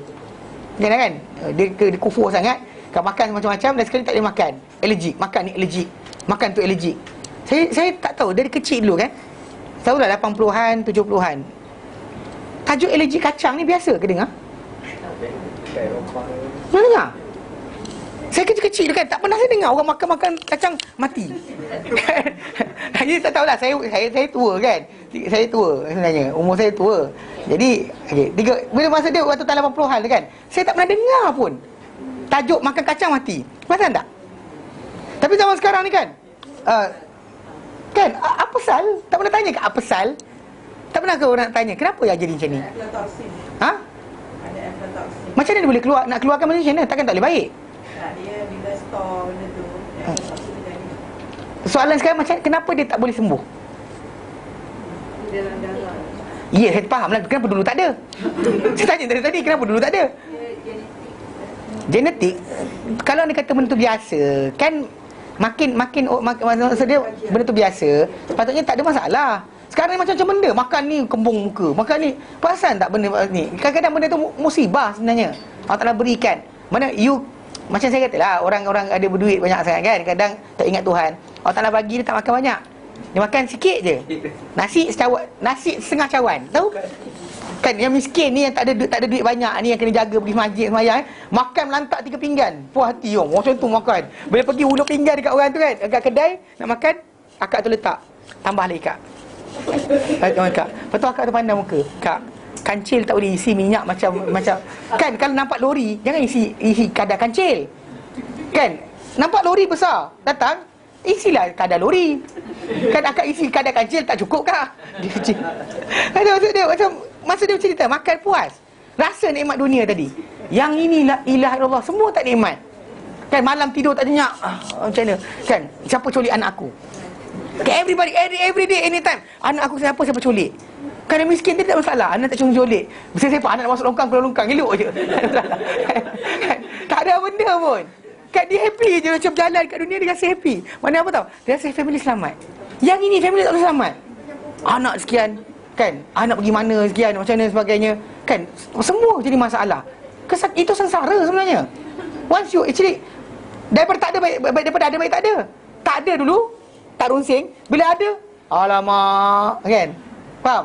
So konsep dia kadang-kadang kena faham. Kesengsaraan tadi banyak cara Allah Ta'ala zahirkan. Dia bukan maksud dia orang tu kena bakar api je. Akhirat dia lah, dunia tadi. Duduk hidup tapi sakit jiwa. Kan, sakit jiwa. Sebab apa? Sebab tadi lah tak tahu benda sekian, jadi gila sebagainya. Yang apa ada apa yang baru ni apa? Nak bunuh anak dia, nak bunuh anak dia dengan bunuh diri sekali. Sebab hutang. Solution hidup dia. Kan dia hutang-hutang lantaklah. Tapi ada kata tadi nak bunuh anak, kenapa? Kan memang mungkin ada orang kata tapi anti Allah akan seksa anak dia. Tapi bukan itu jalan dia. Kan bunuh diri bukan penyelesaian. Itu negara-negara macam Korea, Jepun, Amerika Syarikat antara kes bunuh diri tertinggi di dunia. Jepun besar. Korea antara tinggi. Korea apa yang paling tinggi sekarang? Anak pemilik Samsung, kalau tuan-tuan beli Samsung kan, pemilik tu 2 orang anak dia bunuh diri. The owner of Samsung tu 2 orang anak dia bunuh diri. Tak bagi lagi ke? Kan kena ada orang bakar hidung dia ke suruh dia apa bunuh diri? Tak ada pun. Yang seorang tu kes tak dapat kahwin ke apa benda dah. Kerja bangunan. Yang seorang tak tahu. Jadi ada orang anak dia dengan duit yang banyak tadi, dengan nama Samsung jenama tu milik dia, tapi anak dia mati bunuh diri. Seriously kan? Kita kata baik orang miskin yang kata anak tak boleh peksa pun, tapi duduk kat rumah boleh tolong mak bapak lagi. Faham tak? Jadi konsep macam benda macam ni kita kata kena hati balik. Tadi ada saya dapat satu SMS kan, ini apa WhatsApp ada orang hantar. Actually sedap juga dia punya kata-kata tu. Dia kata apa? Dia kata ni kongsi je. Bukan suruh jadikan ini sebagai syair apa sebagai hadis. Ini bukan hadis Nabi. Dia kata tazkirah untuk semua. Jika tiada rezeki anak, mungkin diberi rezeki mertua yang baik, maka kita lebih bahagia dan mendapat anak yang liar. Dapat anak tapi dapat mertua yang baik. So jadi anak yang kita tak dapat, maka lebih bahagia daripada mendapat anak tapi anak liar. Okay. Jika tak ada rezeki wang ringgit, mungkin diberikan rezeki kesihatan, maka kita lebih bahagia daripada kerisauan menjaga harta dunia. Pening kepala nak letak guard lagi 10 orang guard. Kan guard lari pula hilang kan sebagainya. Lepas tu kalau harta sikit tak payah pakai maid. Harta banyak kena pakai maid. Kan nak kena upah lagi, nak kena 10,000 lah, 7,000 kena bayar sekian, lepas tu sekian. Nak tolong basuh rumah kan, nak basuh sendiri tak larat dan rumah besar sangat. Okey, betul je ni, baguslah dia punya ni. Ini bukan Ibnu Athaillah cakap. Okey, jika tiada rezeki kereta mewah, mungkin diberikan rezeki kenderaan yang jarang menimbulkan masalah. Faham tak? Tak ada kereta mewah, tapi kenderaan yang anda dapat tadi kurang buat masalah. Okey, maka kita lebih bahagia dengan membayar kerosakan yang mahal. You actually more happy kan? Pergi mana pun kereta kita jalan elok. Tapi kalau dapat kereta mahal, tayar saja 600 sebiji. Lepas tu kalau rosak BMW tu kena tukar 44. Seriously, satu bocor tukar 44. Kau pening kepala tak? Kan satu tu kan, dia tak boleh tukar satu tau. Dia pada bunga tayar tu tak sama, dia akan berat sebelah, rosak semua sekali bearing. Pula kata. Bagus juga dia kata. Lepas tu dia kata lagi, ini bukan suruh buang harta. Saya ulang lagi Ini kan dia kata Ustaz Adli suruh buang harta ke tak? Dia beritahu rezeki ataupun nikmat tadi kita tak nampak. Jika tiada rezeki untuk rumah yang besar, mungkin diberikan rezeki makanan yang tak putus-putus. Tak pernah putus, makan sehingga kenyang. Maka kita lebih bahagia daripada orang yang apa, gelandangan, orang yang tak ada rumah langsung. Kita lebih happy. Rumah kita kecil tapi kita dapat sekian banding dengan orang yang tak ada harta langsung, tak ada rumah langsung. Tak rasa menyewa, kita tak sewa, rumah bilik kita sendiri tapi kecil. Faham tak? Okey, macam tadi rumah besar, kita tak ada rumah besar, ni saya punya. Jika tak ada rumah besar, kan? Rupanya elok. Kalau rumah kecil apa, tak payah bayar maid. Okey, kalau dia kata rumah besar kena bayar maid, pening kepala. Maid lari, bawa barang kemas sekali. Jadi kes ada orang tu mengadu, dia kata hilang barang kemas dan sebagainya. Saya cakap macam mana? Kan pening kepala. Lepas tu jangan terjumpa. Saya pun kata let go. Kerja saya, bila jumpa saya, let go, saya kata. Allah Ta'ala akan berganti di akhirat nanti.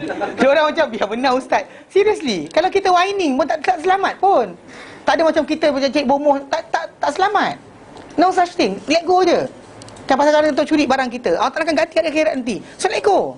Dia jangan jadi pening kepala. Ini masalah juga orang pandai ni. Okey. Dia kata jika tiada rezeki pasangan yang cantik, mungkin diberi rezeki pasangan yang baik dan pandai mengurus rumah tangga, maka anda lebih bahagia kerana hidup berteman dan terjaga segala-galanya. Jika tak ada rezeki jodoh, mungkin rezeki untuk ibu bapa yang umur panjang, maka anda lebih bahagia dapat berbakti kepada sepenuhnya pada dua ibu bapa. Jika tak ada rezeki hari ini, mungkin ada rezeki pada hari esok yang lebih baik, maka kita lebih bahagia dengan rezeki yang akan datang. Macam lebih happy, hari ini tak dapat, dapat dia lebih baik. Maka bersabar, bersyukur dan berdoa, bertawakal. Hanya dia kerana Allah Ta'ala hanya dia yang maha adil. Wording jadi bagus kan? Kadang-kadang orang tak faham, dia ingatkan benda semua kat sini. Sebab kenapa bila dalam Al-Quran Karim nyatakan, mana di sini sana. Mana kadang-kadang boleh sebut untuk mereka azab yang pedih di sini untuk orang-orang berkenaan yang kafir tadi. Sebab dia tak pernah happy. Nampak gembira, nampak kereta besar tapi tak pernah happy. Kan anak hilang, bagaimana tak tahu. Yang macam tadi saya katalah orang pemilik syarikat-syarikat tadi. Mana mereka daripada kehidupan kan dengan sekarang K-pop dieksport ke luar negara ni, semua orang macam K-pop. Tapi dalam pelakon-pelakon K-pop dan sebagainya kan, bersepah yang bunuh diri. Tahu tak soalan? Tak tahu cerita ni. Bersepah-sepah. Yang saya ingat tu siapa cerita saya? Adik saya ke, adik ipar saya ke, isteri saya ingat. Okey. Apa? Kan dulu Winter Sonata second hero bunuh diri. Tahu cerita? Akak tu angguk. Dia bunuh diri, seriously. Tak happy ke dunia ni? Kan you are living among the artist kan? Apa yang kita nak? Kalau orang tak jadi artis, nak jadi artis. Ni jadi artis bunuh diri, kenapa? Kurt Cobain bunuh diri, kan? Kan, actually apa jadi? Sebab apa? Sengsara sebenarnya. Luar mata orang nampak macam happy, dalam sengsara gila. Macam lu kata tak dapat kahwin artis, nak kahwin artis. Dapat kahwin artis, sekali artis tu kan, pergi mana-mana tak boleh senyap. Jumpa Aaron Aziz dekat airport, semua nak gambar. Bini duduk diam tepi. Bila kami aku nak ambil tak gambar, semua datang. Abang Aaron. Tak serius, faham tak? Happy. Nak kahwin artis sangat. Indian katalah, sengsara lah pula, kata pening kepala pula. Kan lelaki pergi mana? Hilang mana lelaki aku. Kan? Kalau dia kata lelaki tak handsome, tak pening kepala. Dia balik rumah lah ni. Tak faham tak? Konsep pada kebahagiaan tadi. Kita kadang-kadang salah fikir. Kita ingatkan bahawa kebahagiaan tadi macam mana dalam televisyen. Kan? Semuanya handsome, semuanya kurus. Padahal luar cerita semua bulat. Kan? Itu kena faham konsep sebenar. Kesengsaraan. Pasal banyak orang sengsara sebenarnya dengan apa yang mereka melanggar perintah Allah Ta'ala. Mereka sengsara tapi mereka tak sedar. Dan bila kita kaji balik, ya betul, kesengsaraan besar. Kan nak benda yang kita tak patut dapat benda yang berkenaan, kita pun sengsara lepas tu. Kan? Faham Baik. Sambung. A'udzu billahi minasyaitonir rajim. Innal ladzina yuhadduna Allah wa rasulahu kubitu kama kubital ladzina min qablihim wa qad anzalna ayatin bayyinat walil kafirina adzabun muhin.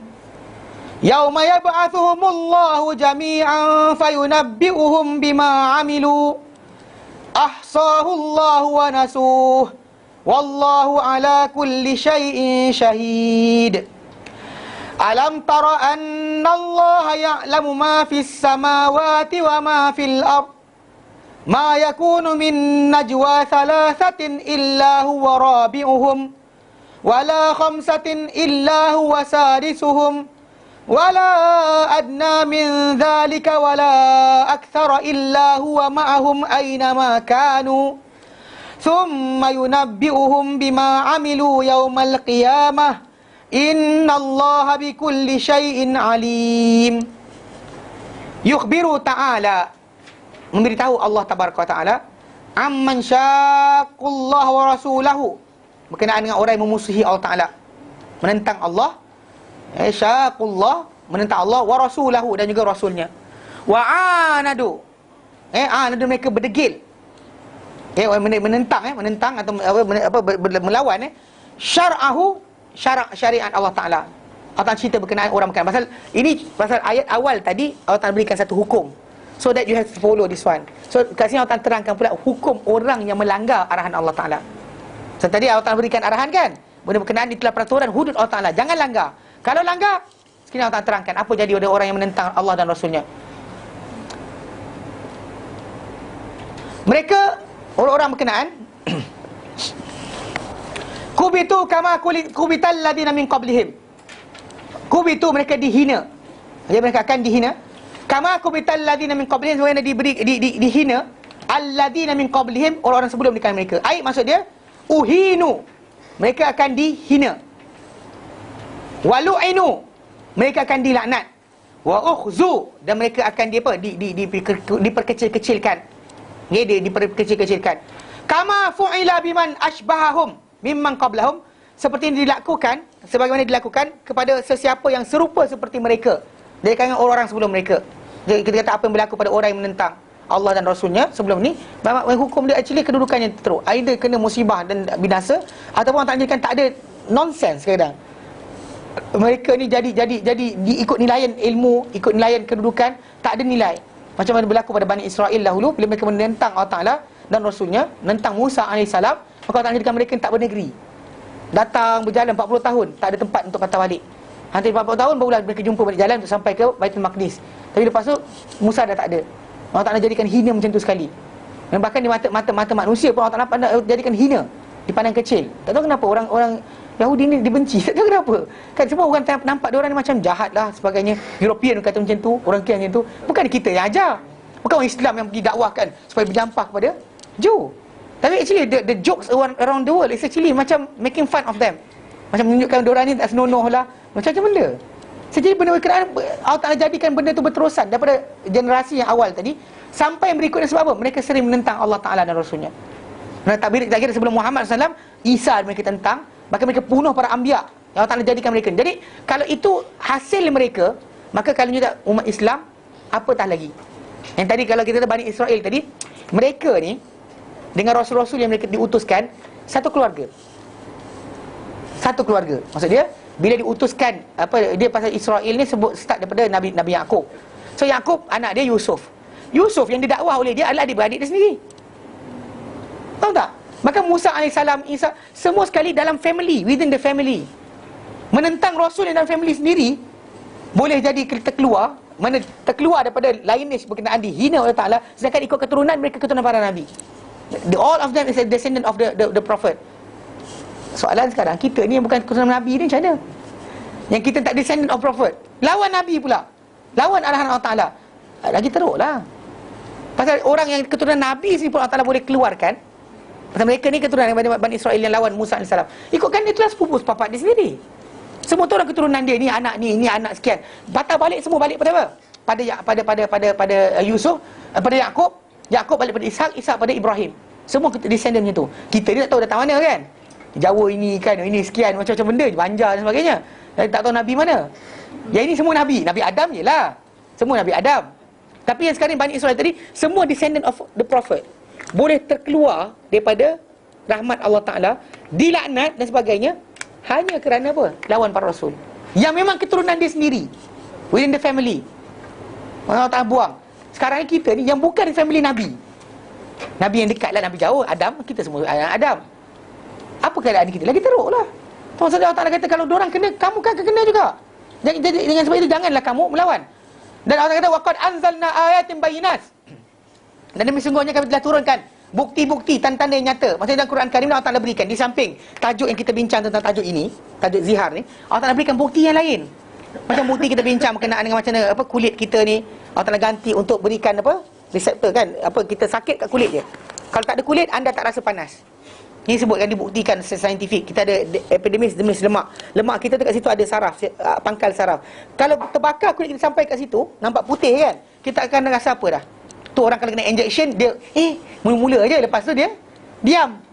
Kalau tak ada menggelupur, sakitnya, mana ada. Itu tangkap lempang kan. Itu semua. Macam orang kena ini kan, IV masuk air kan. Mana kan dia menggelupur pula? Pakcik kenapa menggelupur? Sakit. Mana ada? Lepas ketika cucuk je, lepas masuk dalam tak ada dah, pasal kulit tu tempat dia. Dan Allah Ta'ala berikan penjelasan dalam Quran yang mustahil Quran ini boleh mengatasi kalau ikutkan logiknya sains. Sebab apa? Al-Quran turun 500 tahun dahulu. Tapi Al-Quran mendahului sains dalam pemberitahuan tentang kulit ni sebagai tempat untuk meletakkan rasa sakit. Allah Ta'ala nyatakan, innal ladzina kafaru bi ayatina, surah An-Nisa 56. Surah An-Nisa 56. Innal ladzina kafaru bi ayatina, sebenarnya orang kufur dengan ayat kami, tak percaya dengan ayat kami, saufa nuslihim nara, kami akan masukkan mereka dalam neraka. Kullama narjat juludum, sekali mana masak kulit mereka, baddalnahum juludan ghairaha, kami gantikan mereka kulit yang baru. Dan matlamat dia orang sebut liyadhuqul azab, supaya mereka merasakan azab. Maksudnya Allah Ta'ala beritahu kenapa ganti kulit. Bukannya benda tu saja, bahkan penggantian berkenaan adalah kerana apa? Untuk bagi rasa. Dan apa yang sains jumpa sekarang, bahawa kulit itu penting untuk ada reseptor rasa, sakit dan sebagainya, sejuk, panas, baru jumpa. Quran jumpa lama. Soalan, mana Muhammad tahu? Ini kita dan para ulama kata, kalau apa yang disampaikan oleh Al-Quran, para sahabat tak tahu. Tapi kita kata dah, ilmu untuk perkara ni duduk sini. Ilmu zaman para sahabat duduk sini. Level ni. Manusia tak ada mikroskop, tak ada alat canggih sebagainya. Sini level ilmu masyarakat. Tapi bila manusia bergerak 100 tahun sampai jumpa. Kalau ini betul, kata ini betul, maka segala apa dalam tu semua betul. Semua benar. Tak kata mana waqad anzalna ayatin bayinat. Mana orang menentang Allah dan Rasulnya, dia lupa ke bahawa ada bukti-bukti yang lain untuk bagi dia yakin untuk melaksanakan perkara tersebut, dan madai dengan bukti yang lain. Allah Ta'ala beri bukti-bukti lain. Ilmu Al-Quran itu bukan daripada manusia, pasti daripada Allah Ta'ala. Tuhan menjadikan alam ni, terpaksa dia clarify. Ahli sains terpaksa clarify. Dia tak boleh kata apa, dia terpaksa cakap bahawa ini adalah daripada Allah Ta'ala. Yang kita buat baru ni minggu lepas kan, berkenaan dengan tajuk apa kejadian manusia berdasar pada Al-Quran Karim, yang kita terangkan mana macam yang dikatakan oleh doktor-doktor tadi, kes ilmu dan sebagainya. Dia terpaksa kata dia datang ni mana ni, dia kata benda ni miracle. Dia tahu macam mana boleh Al-Quran mendahului sains dalam perkara ni. Kalau kita kata mulakan, kita nak kena kata Muhammad Rasulullah. Jadi bila Muhammad utusan Allah Ta'ala, apa Nabi sampai pada kita semuanya mesti patuh. Tak ada hak untuk kita kata tidak. Maksud dia tu kata waqad anzalna ayatin bayinat. Sedangkan kami telah turunkan bukti-bukti yang nyata, tanda-tanda yang nyata, ai wadihat, yang terang, la yukhalifuha wa la yu'aniduha, yang tidak menentang dia atau tidak menyalahinya, menyanggahinya atau menentangnya, illa kafirun fajirun mukabir, kecuali seorang kafir yang jahat, yang menyombong, yang dia memang tak boleh terima. Sehingga kita kata benda berkenaan, kalau buka balik tak ada alasan untuk kita kata bukan. Kalau macam tadi kan, kulit tadi kan. So the question is, how can Muhammad know? Ada orang kata, dan best kali saya ingat apa yang Kes Emo cakap bila orang tanya dengan dia kan. Dia kata apa? Bila orang kata mungkin ilmu ni pernah datang pada orang sebelum Muhammad.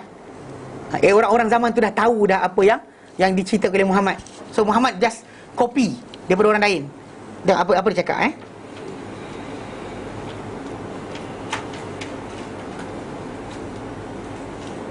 Ni besar ke ni besar? Ni besar ke ni besar? Ni besar ke?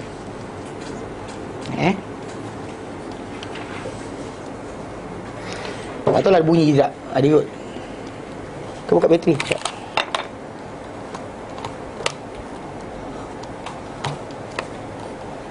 Ya Allah, susah ni. La ilaha illallah.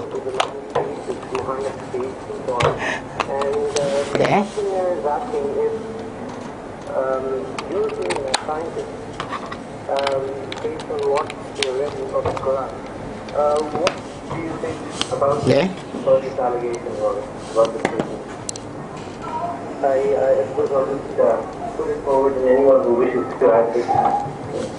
Well, I think each one of us has said that when we were first read these verses from the Quran, we were... Regarding the common thing which is heard, which is that the Quran is a man's speech, it's Muhammad's speech, and so on. And so the question there is asking if your opinion as scientists, based on what you read in the Quran, what do you think about this allegation or about this statement? I suppose I'll just put it forward to anyone who wishes to ask it. Kopi lah, dia kata kopi, boleh dia kopi ke? When we were first read these verses from the Quran, we were amazed that these sort of statements were made so long ago, and yet they were so accurate. Now, we've traveled various countries, and when I met someone from Egypt, and you always have the critics, and one person said, this is not true, they just copied this from what was known. Well, we can assure you that it wasn't known in those days.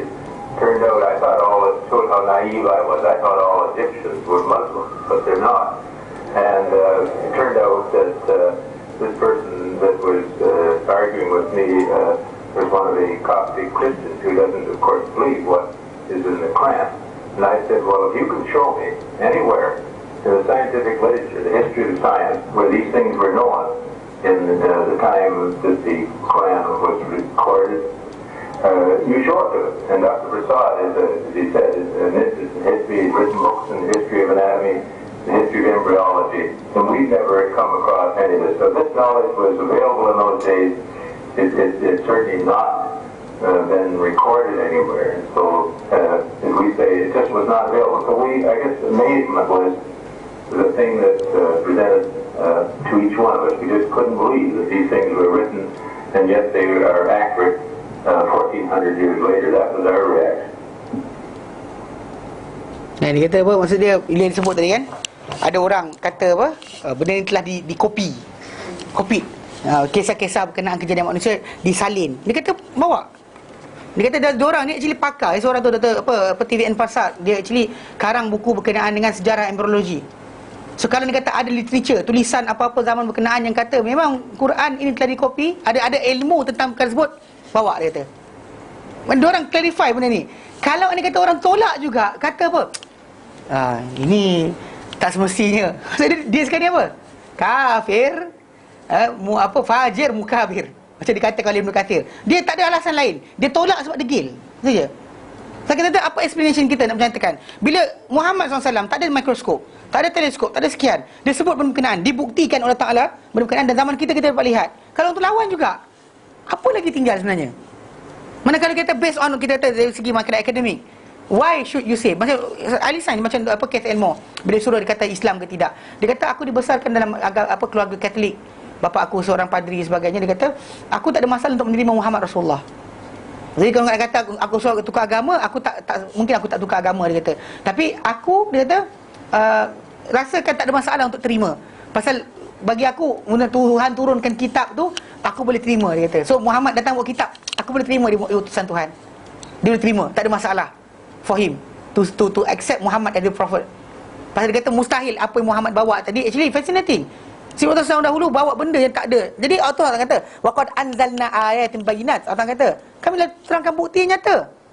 So kenapa lawan lagi? Jadi itu Ibn Kathir kata tidak menentangnya kecuali dan atau melawan atau menyanggahi bukti-bukti apa arahan Allah Taala ni, melainkan seorang yang kafir, fajir, mukabir. Tak ada lain dah. Itu je, itu jawapan yang paling simple. Tadi kita kata kebebasan bersuara. Actually kalau 1 campur 1, jawapan dia apa? Setengah. Kalau orang tu kata barangkali setengah, dia lebih buruk. Kan? Orang 1 tu sebenarnya 1 tu maksud dia bukan 1 betul, 1 suku. itu kuhajar nama dia. Faham tak? Jadi secara tak langsung kita faham apabila Allah Taala kata benda ni dah diterangkan, dijelaskan, bukti dah ada, siapa lawan, maka Allah Taala hukum mereka. Walil kafirina adzabun muhin, untuk orang yang kafir, untuk yang ingkar, adzabun muhin, ada azab yang menghinakan. Itu fi muqabilati bagi balasan mastakbaru, apa yang mereka sombongkan, anittibai syar'illah, daripada mengikuti syariat Allah Taala. Yang mana wan inqiyadillahu, dan juga tunduk kepadanya, dan juga patuh kepadanya, wal khudu'i ila ladaihi, dan tunduk kepadanya. Mana sebagai balasan mereka sombong, tak nak ikut, dan Allah Taala balaskan untuk akhir nanti ada azab yang menghinakan. Tsumma qala, Allah Taala nyatakan, yauma yab'atsuhumullahu jami'a, pada hari mana yang mereka akan dapati siksaan tadi adalah pada hari yab'atsuhumullahu jami'a, Allah Taala akan bangkitkan mereka semua sekali. Wa dzalika yaumul qiyamah, itu adalah hari kiamat. Yajma'ullahu al-awwalin wal akhirin fi sa'idin wahid, yang Allah Taala akan himpunkan semua sekali, orang-orang yang terdahulu dan orang yang terkini, pada satu pentas yang sama. Satu pentas yang sama. Tak ada siapa yang tertinggal. Nobody left out. Tak ada orang tercibas ke, tak ada. Kan? Maka kita sebut dalam apa Allah nyatakan itu, apa Allah nyatakan dalam surah Al-Mursalat, kita baca itu. Okey? Mana Allah nyatakan memang hari-hari mana himpunkan orang terdahulu dan orang yang terkini. Yauma naj'alul awwalin wal akhirin. Allah Taala himpunkan semua sekali, tak ada siapa tertinggal. Tak ada siapa yang akan tertinggal. Dia dalam satu pentas yang sama. Dan ketika hari berkenaan, fayunabbi'uhum bima amilu, maka Allah Taala akan khabarkan mereka, beritahu mereka berkenaan apa yang mereka kerjakan. Fayukhbiruhum, maka dia memberitahu mereka billadzi sana'u, dengan apa yang mereka kerjakan, min khairin wa syarrin, daripada kebaikan ataupun keburukan. Everything akan buka balik. Tak ada siapa, Muslim ke kafir ke, semua sekali kena. Tapi dalam masa sama yang kafir lagi teruklah. Yang Muslim gembira, happy. Seorang Muslim, dia bergembira untuk hari kiamat. Sebab apa? Dengan ketakutan. Tapi apa? Janji banyak Allah Ta'ala bagi pada dia. So dia waiting untuk mendapat balik apa imbuhan yang dia ada. Macam orang kita Melayu kita kan, simpan duit dalam KWSP. Nak keluar, tunggu keluar duit tu kan. Bila lah nak umur 50 tahun. Dalam 50 tahun bila lah nak muda balik kan. Dia dapat keluar nak muda balik kan. Maksud dia kita kan dapatkan berkenaan kita gembira, happy. Mana orang-orang yang di kiamat nanti gembira. Orang melima kitab dengan kanan, dia gembira, seronok dengan apa yang dia lihat. Pasal dia tahu dia akan selamat. So kenapa kita kata pada orang yang beriman, dia gembira hari kiamat itu akan berlaku. Sebab hari untuk dia mengutip balik hasil kerja-kerja dia. Sedangkan orang-orang yang tidak percaya, yang kafir dengan apa yang Allah janjikan, tak percaya dengan akhirat, mereka akan menantikan hari berkenaan sebagai hari kebinasaan. Sebab hari itu hari pembalasan segala apa mereka buat. Mukmin akan merasakan kebaikan. So kenapa kita kata kejar kebaikan tadi banyak-banyak? Sebab apa? Sampaikan kita rasa bahawa kita akan selamat. Yakin dengan janji Allah Ta'ala. Okay, bukan kita overconfident pula. Kalau keluar daripada kubur tu, tak ada apa-apa pun. Mereka macam tu. Itu apa Allah Ta'ala berikan di hari akhirat nanti. Maksudnya kita akan confident dan sebagainya berdasar pada apa Allah Ta'ala atur untuk kita. Tapi dengan amalan kita di sini, whatever you got there is actually hasil di sini. Nak dapatkan payungan, ada cara dia. Nak dapatkan rumah, ada cara dia. Nak dapat kenderaan laju, nak gerak laju, ada cara dia. Kan? Nak semua sekali apa kebaikan, semua ada cara dia. Nak masuk syurga straight, tak payah kira-kira, pun ada cara dia. Jadi that's way yang dia ajarkan kepada kita. Cuma nak tak nak je. Nak ke tak nak? Nak, tapi tapi itu masalah. Dia panggil mazhab tapi. Actually macam saya panggil mazhab tapi. Pasal orang Malaysia ni ada mazhab mufti. Jadi dalam masalah fiqhiyah, masalah hukum biasa, masalah akidah pun sama juga. Betul lah benda tu ustaz, tapi habis. Tak ada apa dah. Pasal bila cakap tapi je, kita arguing dengan benda yang kita kata dah nyata, tapi kita payah nak terima lah. Kan kena kepala kita. That's the point. Tak ada benda lain dah. Okay? Jadi kata fayunabbi yang Allah Ta'ala beritahu semua baik. Baik ke buruk kita buat semua akan diberitahukan. Ahsahullahu wa nasuh. Allah Ta'ala membilangnya. Tapi apa? Mereka melupakannya. Allah Ta'ala bilang semua sekali, tak ada apa tinggal. Tapi apa? Kita terlupa. Ai dabatahullahu wa hafizahu alaihim. Allah Ta'ala mendobit, menyalin dan juga memelihara untuk apa benda berkenaan untuk mereka. Mana kalau baik, happy lah kita. Kalau buruk, alamak kenalah kita. Itu benda Allah Ta'ala simpan. Ahsahullah. Allah Ta'ala mengira, menulisnya. Wa nasuh, tapi mereka melupakannya.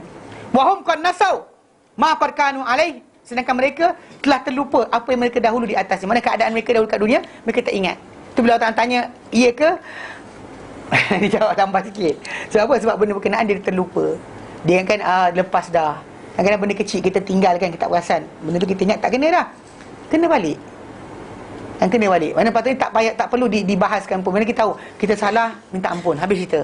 Jangan kita ambil alasan untuk lawan juga. Kadang-kadang bila kita hasil lawan kita terlupa tau untuk minta ampun. Lupa minta ampun. Dan benda salah tadi simpan akhirat, kita tak ingat pun benda tu kena kira. Kata-kata ke, pandangan mata ke, pendengaran telinga ke, pegangan tangan ke, anything. Kan angkat mimpi alih muka dia orang pun sama dikira. Kan benda macam tu sekali pun. Kalau kita pada mak kita ke bapak kita, tak ingat pun. Salim pula. Aduh. Kan? Biasalah kan, mak masak kan tak sedap. Kita bukan tak sedap, mak masak sedap. Tapi kita ni gatal. Orang bagi makan ikan, nak makan telur. Kan? Bagi daging nak ayam. Lepas tu merempan-rempan, tak nak makan kan. Kan? Lepas tu ada macam-macam benda lah. Macam-macam benda. Semua tu akan terkira, tak kira. Ya mungkin budak-budak kita kata kecil tak apalah. Ni balik universiti perangai tak senonoh macam tu, kenapa? Kan budak-budak kecil faham lah, budak sekolah kan tak mengerti lagi. Ni balik dah belajar tinggi-tinggi pun tak faham-faham lagi. Boleh merempan pula, empam pintu. Kan marah dengan mak empam pintu. Seriously, you actually inserting yourself within the benda yang Allah telah haramkan, Allah telah sekat. Kita buat juga. Seriously. Kan mungkin kita terlupa. Tiba-tiba dengan salinan, empas pintu depan mak. Alamak, kita kata, ada ke dia kata. Tapi saya beli dakik lepas tu. Ada tak? Ada kot. Ada kot. Ahsahullah wa nasuh. Mereka lupa tapi Allah Ta'ala ingat. Allah Ta'ala ingat. Mereka lupa, Allah Ta'ala bilang tapi mereka lupa. Wallahu, dan Allah Ta'ala ala kulli syai'in syahid, terhadap sesuatu maha menyaksikan. Maksud dia apa? La yaghibu anhu syai', tidak tersembunyi daripada Allah Ta'ala sesuatu benda pun. Wala yakhfa, dan tidak tersorok. Wala yansa syai'a, Allah Ta'ala tak lupa satu benda pun. Allah Ta'ala dia yumhil, diberi penangguhan. Wala yuhmil, tapi dia takkan biarkan kosong. Jangan kita ingat bahawa tak ada pembalasan. Semua benda ada balasan. Baik ada balasan, buruk ada balasan. Tak ada Allah Ta'ala kata tu let go. Tak ada.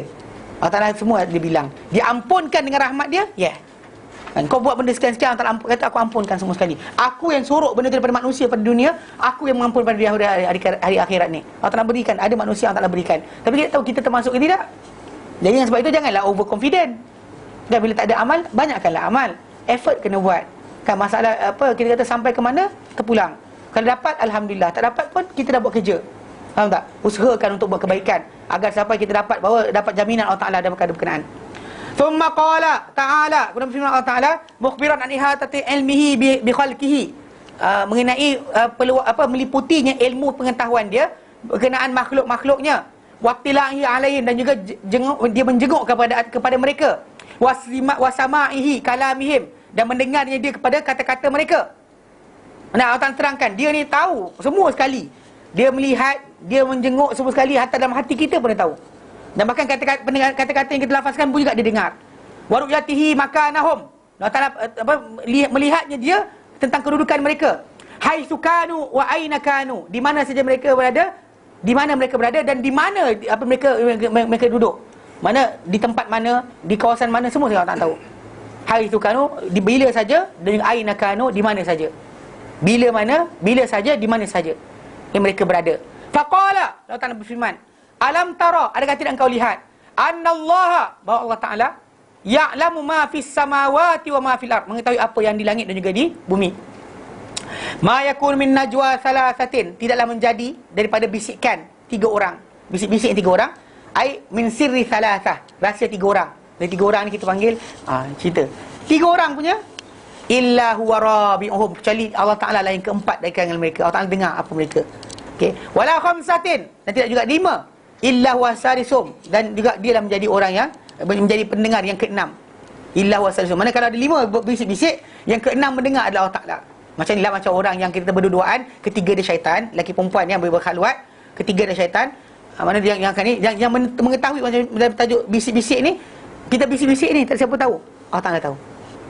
Allah tahu. Ini ada satu benda dulu yang bagi saya, benda ni ialah bagi orang-orang sufi suka cerita kisah ni. Tapi pengajaran sebenar kisah berkenaan adalah pada masalah merasa diperhatikan Allah Ta'ala. Dia cerita dia, saya tak tahu kisah tentang mana. Dia cuma cerita ni bapak saya cerita, abang ipar saya cerita. Dia kata tak tahu lah jadi kat Jawa ke dekat Tanah Arab. Cerita je ni. Saya ingat dulu dekat televisyen Tanah Arab, diorang ada buat satu macam segmen satu cerita ni. Cerita tentang seorang guru, anak murid. Seorang guru ni ada murid ramai. Dan banyak anak murid dia, seorang je anak murid dia yang dia lebih sayang, yang paling muda. So abang-abang sini ni tak puas hati. Kenapa yang seorang ni dilebihkan? Jadi tok guru ni ajar anak murid dia berkenaan dengan apa kelebihan budak kecil ni. Dia bagi seorang seekor ayam, kemudian dia suruh sembelih dekat tempat tak dilihat oleh siapa. Semua orang buat. Seorang tu masuk jamban, seorang tu sembelih kat sekian, masuk longkang sembelih. Balik-balik semua dapat sembelih. Bila sekali petang-petang tu, budak tu datang last sekali, tak sembelih ayam dia. Dia kata kenapa tak sembelih lagi? Abang-abang yang senior ni macam adalah pula tempat ujung sana tak siapa nampak, sembelih kat sana. Lepas tu budak tu kata apa? Betul dia kata tak sembelih. Lepas tu dia nangis. Dia kata kenapa tak sembelih? Dia kata aku tak dapat sembelih. Dia kata pasal tak ada tempat aku nak menyorok. Dia kata tempat sekian. Dia kata ya aku boleh nyorok kat situ, tapi Allah Ta'ala nampak. Dia kata tak ada tempat Allah tak nampak aku. So mana aku nak sembelih, dia kata. So jadi dengan situ tok guru tu zahirkan anak murid dia yang lain ni, ini benda yang menyebabkan dia sayang budak ni. Dan kita kata benda ni yang ikut Al-Quran, dia dah Allah terangkan. Tidak ada benda kita bisik-bisik 2 orang kecuali Allah Ta'ala yang ketiga. Kita ada 5 orang, Allah Ta'ala yang ke-6 mendengar apa yang kita bisikkan. So dengan sebab itu dalam bisik-bisik benda tak elok, fikir-fikirlah siapa yang mendengar sekali. Jangan kita ingat macam tak ada siapa dengar, aku bisik engkau je. Allah Ta'ala dengar. Faham tak? Okey, yang kita wala adna min dzalika, tidak kurang daripada itu. Wala aktsara, tidak juga lebih, illa huwa ma'ahum aina ma kanu, melainkan Allah Ta'ala bersama mereka di mana mereka berada. Ai maksud dia apa? Yattali'u alaihim, dia menjenguk pada mereka, wa yasma'u kalamahum, dia dengar kata-kata mereka, wa sirrahum wa najwahum, rahsia mereka dan juga apa? Bisikan mereka. Wa rusuluhu aidha, dan utusan-utusan Allah Ta'ala juga. Ma'adzalika, bersamping itu, taktubu ma yatanajau nabihi, menulis apa yang ditulis, dibisik-bisikkan oleh mereka. Mana malaikat pun juga tukang salin. Malaikat tukang salin juga. Ma ilmillahi bihi wa sam'ihi lahum, dengan berserta dengan pengetahuan Ta'ala terhadap benda tersebut dan juga pengetahuannya kepada apa yang mereka kata-katakan. Allah Ta'ala tahu. Tapi malaikat tu jadi tukang salin je. Allah Ta'ala boleh zahirkan benda berkenaan, hatta boleh tanah bercakap menjadi saksi. Tapi Allah Ta'ala jadikan mana malaikat salin dan Allah Ta'ala jadi mendengar apa yang mereka katakan. Dan Rasulullah Ta'ala menyalin. Alam ya'lamu. Dia Allah kata lepas tu, alam ya'lamu, tidak mereka mengetahui. Dan ayat lain Allah kata, Annallah ya'lamu sirra Annallaha ya'lamu sirrahum wa najwahum. Allah Ta'ala mengetahui rahsia mereka dan juga bisikan mereka. Wa annallah dan Allah Ta'ala allamul ghuyub, maha mengetahui segala yang ghaib. So kalau kita tahu benda ni, kita kena takutlah. Kan benda cili Allah Ta'ala tahu dalam dan luar kita. Kita bisik seorang pun Allah Ta'ala tahu. Kita cakap dengan seorang pun Allah Ta'ala tahu. Wa qala, Allah Ta'ala nyatakan, am yahsabuna anna la nasma'u sirrahum wa najwahum. Surah Zukhruf ayat 80. Adakah mereka menyangka bahawa kami tidak mendengar rahsia mereka dan bisikan mereka? Bala, bahkan wa rusuluna ladaihim yaktubun, bahkan utusan kami ada bersama mereka menyalin. Malaikat pun salin dengar juga. Malunya kita nanti akan didedahkan benda berkenaan. Walihada haka ghairu wahidin al-ijma'. Jadi dengan sebab ini telah menceritakan lebih daripada seorang al-ijma' kesepakatan para ulama ala annal murada bihadhil ayah. Ini maksudkan dengan ayat ini ma'iyata ilmillah, kebersamaan ilmu Allah. Pasal Allah Ta'ala sebut dalam ayat yang satu lagi Zukhruf, yang tukang salin ada malaikat. Allah Ta'ala tahu dan malaikat tukang salin. Bukan maksud malaikat Allah Ta'ala duduk tepi-tepi sebelah kita. Ini bagi membatalkan fahaman mengatakan Allah Ta'ala di mana-mana. Ya, pasal Allah Ta'ala di mana-mana tak ada dalam Quran. Allah Ta'ala terangkan dia bersama dengan manusia tadi dari segi ilmu pengetahuan dia. Dia tahu apa yang akan jadi tanpa hadir. Dan bahkan kalau kita nak kena hadir baru tahu, itu makhluk. So, saya pernah sebut sekali pada orang kan, dia kata kalau perlukan apa sifat dia kena, macam mana Allah Ta'ala tahu kita punya dalaman? Maksud dia ada dalam ni, dia kata. Saya kata kalau perlu masuk dalam tu baru tahu, dia makhluk, saya kata. Sebab apa? Sebab kita je, orang belakang dinding dia tak tahu, kita kena pergi sana dengar, baru kita tahu. Allah Ta'ala laisa kamitslihi syai'. Tak serupa dengan sesuatu pun. Tak perlu dia hadir untuk dia tahu. Kita nak tahu kena hadir. Allah Ta'ala tak perlu hadir dia tahu. Tu beza dia, dia kuasa dia, kebesaran dia, pengetahuan yang meliputi. Maksudnya tanpa dia hadir pun dia tahu. Ini kena hadir dulu. Itu nak katakan Allah Ta'ala di mana-mana, sebab tu dia tahu. Tak, dia tahu sebab dia tahu. Bukan sebab dia tahu sebab dia hadir. Faham? Kalau kita betul, tahu kenapa? Sebab datang kelas. Tak tahu sebab apa? Sebab tak datang kelas. Betul lah cerita dia. Faham? Baik. Dia kata apa? Wala syakka fi iradati dhalika walakin sam'ahu aidha min ilmihi ma ilmihi muhitun bihim. Dan tidak syak lagi, wala syakka, dan tidak syak fi iradati dhalika pada pengetahuan apa kehendak berkenaan. Walakin, akan tapi di samping itu, sam'ahu aidha ma'a ilmihi muhitun bihim. Pendengaran Allah Ta'ala berserta dengan ilmu dia meliputi orang-orang berkenaan. Manusia yang bisik itu Allah Ta'ala tahu pun. Walaupun tak hadir pun dia tahu. Tapi Allah Ta'ala tinggalkan kepada malaikat untuk salin, itu saja. Wa basaruhu nafidun fihim. Dan pandangan Allah Ta'ala kepada mereka ni tembus. Bukan setakat luar, dalam pun tak nampak. Fahuwa, maka dia subhanahu, yang maha suci dia, muttali'un ala khalqihi, menjenguk ke atas makhluk-makhluknya. La yaghibu anhu min umurihim syai', tidak gaib daripada urusan mereka sesuatu pun. Thumma qala, kemudian Allah Ta'ala nyatakan, thumma yunabbi'uhum bima amilu, kemudian Allah Ta'ala akan beritahu pada mereka dengan apa yang mereka kerjakan yaumal qiyamati, pada hari kiamat. Innallaha subhanahu wa ta'ala bikulli syai'in alim, terhadap sesuatu maha mengetahui. Berkata Imam Ahmad, qala Imam Ahmad, berkata Imam Ahmad, iftatahal ayah bil ilm, dibuka ayat ini dengan ilmu. Waqtatamaha bi ilm, dan Allah tutup ayat ini dengan ilmu. Mula dengan ilmu, tutup pun dengan ilmu. Awal ayat tadi tentang tajuk, Allah Ta'ala kata alam tara annallaha ya'lamu. Di hujung ayat dia, innallaha bikulli syai'in alim. Nak cerita Allah Ta'ala ni maha mengetahui. So jadi sebab itu kita kata nak menipu ke, nak berbohong ke, buat maksiat ke, tanpa manusia tahu, anda kena ingat Allah Ta'ala tahu. So, yang kita kata yang kita latih dalam masalah ibadat yang kita laksanakan untuk melahirkan pada diri kita apa? Allah Ta'ala tahu. Itu benda paling besar. Nothing more higher than that. Mana kalau manusia itu beribadat sampai hujung dia takut Allah Ta'ala, dia rasa Allah Ta'ala perhatikan dia, maka dia telah mencapai tahap yang dikendaki, muhsin, atau orang yang diihsan. Sifat apa? Dia menyembah Allah Ta'ala seolah-olah nampak Allah Ta'ala. Kalau dia tak nampak pun, dia tahu Allah Ta'ala nampak dia. Itu sifat tertinggi yang kena kejar. Bukan jalan atas air, bukan terbang, bukan pergi Mekah sekejap Kalimantan sampai Mekah. Tak payah. Yang tak penting. Yang penting tadi, kita dapat kedudukan tadi. Sebab Allah Ta'ala jadikan takwa itu adalah benda paling utama. Bahkan mulia kita daripada Allah Ta'ala nanti adalah ketakwaan. Dengan ketakwaan. Inna akramakum indallahi atqakum. Bukan a'lamukum bi ahli kubur ke, tahu benda sekian ke, tak payah. Tahu di kubur tu jadi apa, tak payah. Tak penting. Yang penting apa? Takwa itu sampai. Jelas? Baik, kita berhenti kat sini insya-Allah. Wallahu a'lam wa sallallahu ala sayyidina Muhammad wa sallam walhamdulillahi alamin. Subhanallah asyhadu an la ilaha illa anta astaghfiruka wa atubu ilaik. Assalamualaikum warahmatullahi taala wabarakatuh.